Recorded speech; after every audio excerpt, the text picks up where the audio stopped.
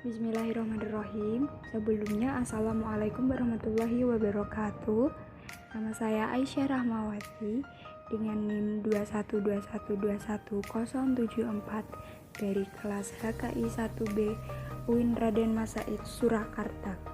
Pada kesempatan kali ini, saya akan menjelaskan sedikit tentang hukum perkawinan di Indonesia sebelum tahun 1974.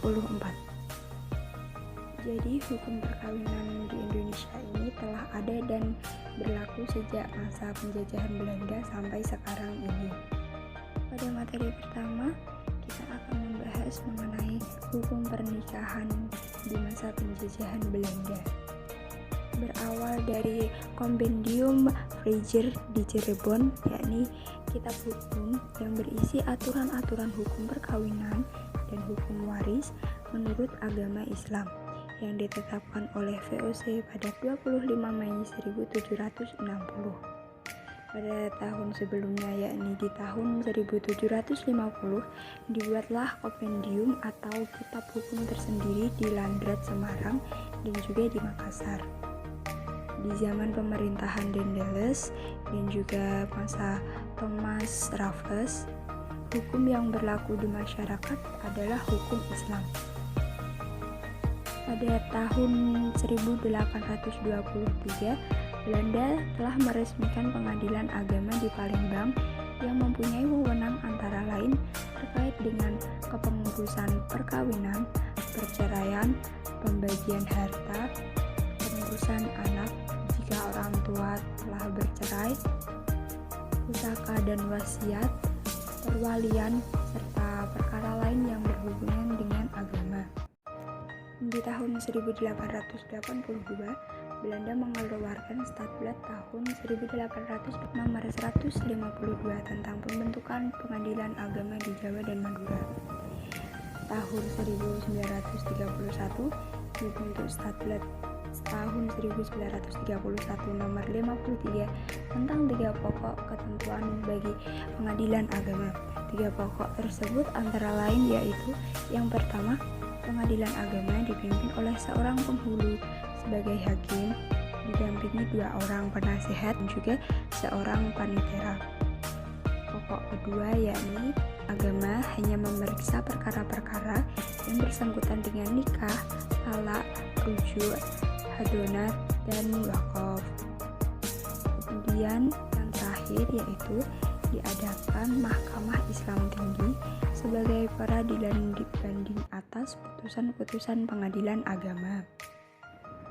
Pada masa penjajahan Belanda ini, lahir teori receptio in complexo yang dikembangkan oleh Van den Berg yang menyatakan bahwa receptio in complexo itu adalah syariat secara keseluruhan berlaku bagi pemeluk-pemeluknya. Jadi, bagi warga Indonesia yang beragama Islam, maka yang berlaku bagi masyarakat tersebut adalah hukum atau syariat Islam.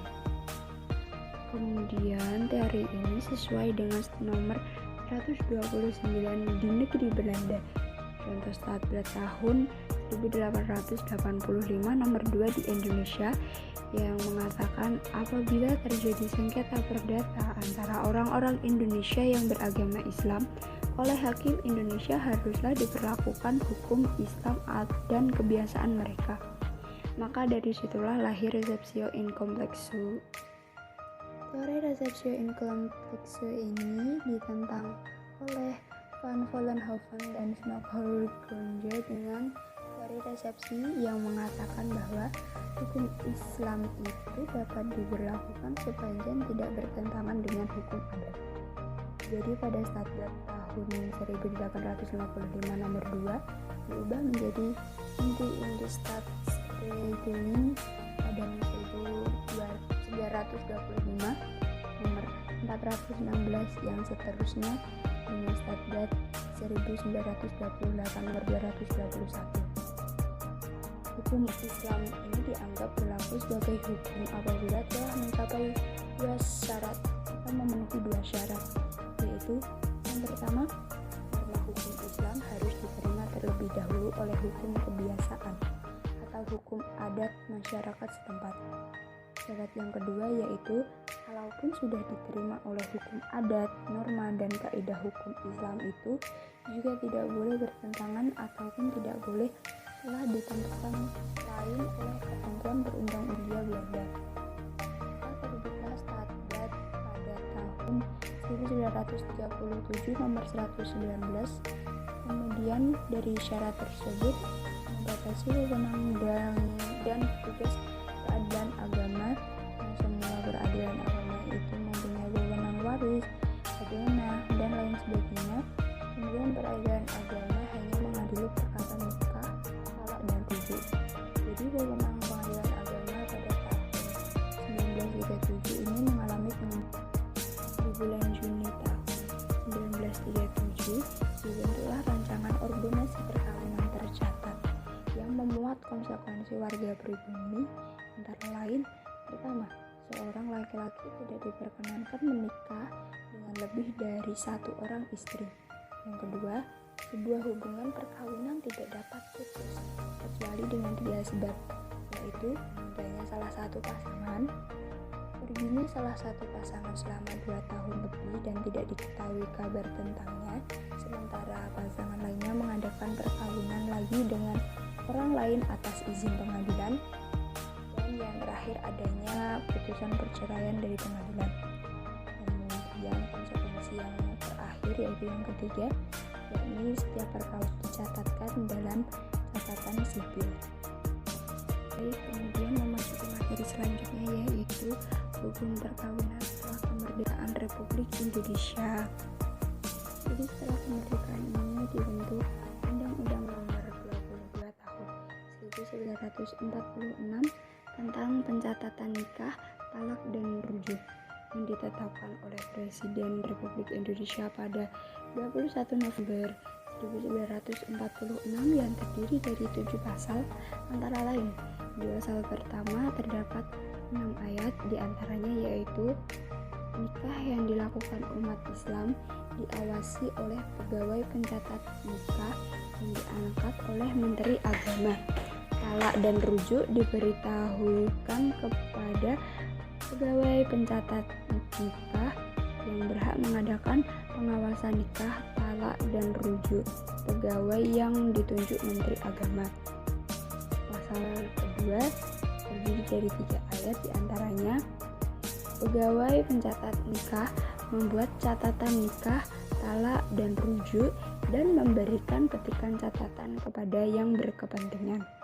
Pasal ketiga terdiri dari 5 ayat, diantaranya yaitu mengenai sanksi orang yang melakukan nikah, talak, dan rujuk yang tidak dibawahi pengawasan dari pegawai pencatat nikah, sanksi orang yang melakukan nikah, talak, dan rujuk padahal bukan petugas.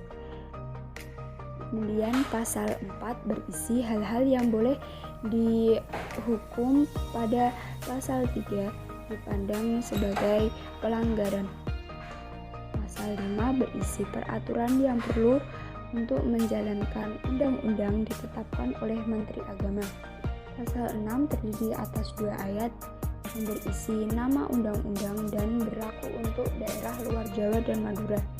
Pasal 7 berisi undang-undang yang berlaku untuk Pulau Jawa dan Madura.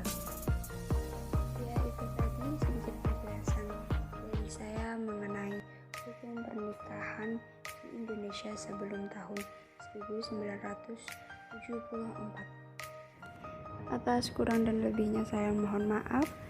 Wabillahi taufiq wal hidayah. Wassalamualaikum warahmatullahi wabarakatuh.